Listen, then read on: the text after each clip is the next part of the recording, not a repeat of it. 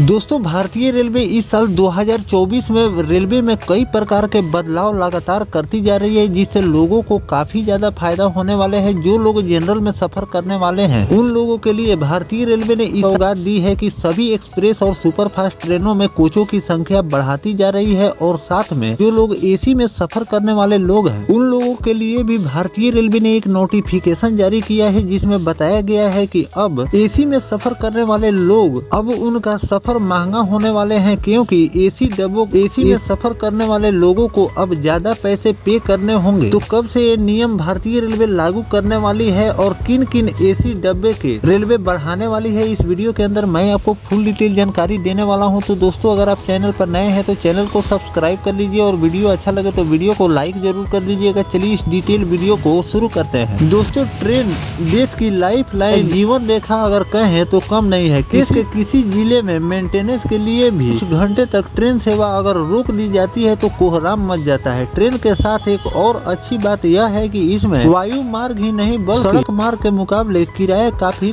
कम लगता है, लेकिन किराए में यह कमी ज्यादा दिनों तक जारी नहीं रह सकती। पर संसद की अस्थायी समिति ने पैसेंजर सेगमेंट में बढ़ रहे घाटे को कम करने के उपाय भी सुझाव दिए गए हैं। समिति ने ऐसा करने के लिए एयर कंडीशन क्लास यानी कि एसी के किराए की समीक्षा की सिफारिश की है। इसे दूसरे तरीके से कहे तो संसदीय समिति ने एसी क्लास के किराए में बढ़ोतरी करने की मांग की है। हालांकि समिति ने कहा है कि रेलवे को यह भी देखना होगा कि जनरल क्लास में यात्री सस्ती यात्रा लोगों को मिलती रहे। भाजपा सांसद सीएम नरेश की उपाध्यक्षता वाली समिति ने साल 2024-25 के बजट अनुमान पर ध्यान दिया है। इसमें माल ढुलाई से 1.8 करोड़ रुपए की आमदनी का अनुमान है। इसकी तुलना में पैसेंजर रेवेन्यू सिर्फ 80,000 करोड़ रुपए होने की अनुमान है। इसके लिए समिति ने एसी क्लास में किराए की बढ़ोतरी का भी सुझाव दिया है, ताकि माल ढुलाई सेगमेंट और पैसेंजर सेगमेंट के बीच राजस्व में ज्यादा असमानता न हो। रेवेन्यू में यह असमानता भारतीय रेलवे के वित्तीय स्वास्थ्य को भी प्रभावित कर सकती है। रेल मंत्रालय ने समिति को बताया कि इस समय भी हर टिकट पर 46% छूट दी जाती है। एक तरह से देखें तो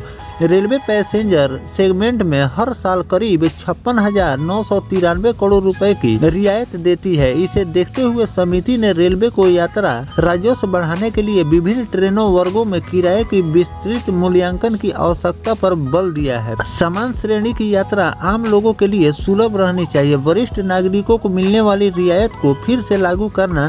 इस समिति ने रेलवे की खान पान सेवा जैसी श्रेणियों में खामियां और असक्षमता को भी उजागर किया है। समिति ने कहा कि इस क्षेत्र में वित्तीय प्रदर्शन को बेहतर बनाने के लिए समाप्त किया जाएगा। इससे खान पान से संबंधित सामाजिक सेवा दायित्व के वित्तीय बोझ को भी कम किया जा सकता है। गुणवत्ता भोजन उपलब्ध कराने का भी सुझाव दिया है। रेलवे के निजीकरण को लेकर लोकसभा में गर्मा गर्मी बहस के बाद संसदीय स्थानीय समिति ने सिफारिश की कि भारतीय रेलवे अपने बुनियादी ढांचे में निजी क्षेत्र की भागीदारी बढ़ाने का विचार करे। यह बहस रेलवे संशोधन विधेयक 2024 से शुरू हुई, जिसका सांसदों ने कड़ा विरोध किया। उन्होंने निजीकरण की ओर एक गुप्त बताते हुए उनकी आलोचना भी की। हालांकि केंद्रीय रेल मंत्री श्री अश्विनी वैष्णव ने संसद में अपने जवाब के दौरान इस दावों का खंडन किया, विधेयक का बचाव किया और निजीकरण के आरोप का भी खंडन किया। समिति का मानना है कि भारतीय रेलवे बुनियादी ढांचे के आधुनिकीकरण के लिए भारी पूंजी निवेश आवश्यकता है। रेल मंत्रालय के अनुदान मांगों पर समिति की रिपोर्ट के अनुसार समिति का मानना है कि रेलवे के बुनियादी ढांचे में सुधार की पर्याप्त गुंजाइश है और इसके नियोजन और व्यय में उल्लेखनीय वृद्धि आवश्यक है। तो दोस्तों, इस साल 2024 में भारतीय रेलवे ने बहुत बड़ा कदम लिया है कि जनरल में सफर करने वाले लोगों के लिए सुपरफास्ट और एक्सप्रेस ट्रेनों में जनरल कैटेगरी के अब कोच लगातार बढ़ाती जा रही है, जिसमें जनरल कैटेगरी के कोच रेलवे ने लगा दिए हैं, जिससे लोगों को काफी ज्यादा सुविधा मिल रहा है। और साथ फेयर की अगर हम बात करें तो जनरल क्लास में आपको फेयर रेलवे नहीं बढ़ाने वाली है, और लेकिन जो एसी में लोग सफर करते हैं उन लोगों के लिए बुरी खबर है कि एसी के फेयर बढ़ाने वाली है। इसकी जानकारी बहुत जल्द रेलवे शेयर करेगी कि किन किन क्लासों की कितना फेयर भारतीय रेलवे ने बढ़ाए हैं, जो कि आपको जनवरी इस पर जो भी जानकारी रेलवे द्वारा शेयर की जाएगी वो भी जानकारी मैं आपको लगातार देता रहूंगा। लेकिन भारतीय रेलवे जो एसी कोच की फेयर बढ़ाने जा रही है, इस पर आपकी क्या राय है कमेंट सेक्शन में जरूर बताइएगा। मिलते हैं किसी नेक्स्ट टॉपिक कोई नई जानकारी के साथ, तब तक अपने भाई को दीजिए इजाजत। जय हिंद, जय भारत, वंदे मातरम।